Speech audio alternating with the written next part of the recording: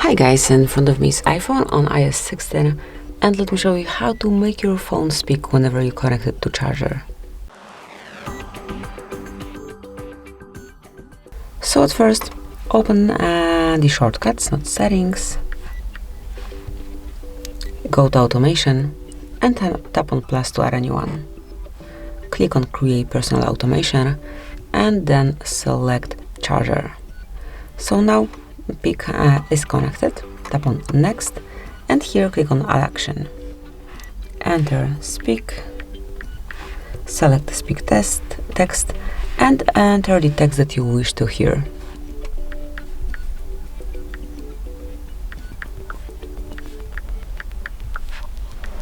Then tap on next, here switch off ask before running and then click on done.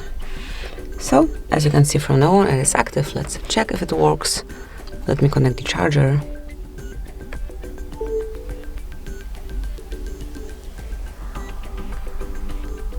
Thanks, mate. And you can smoothly hear it. So that will be all. This is it. Thank you for watching. Please subscribe our channel and leave the thumbs up.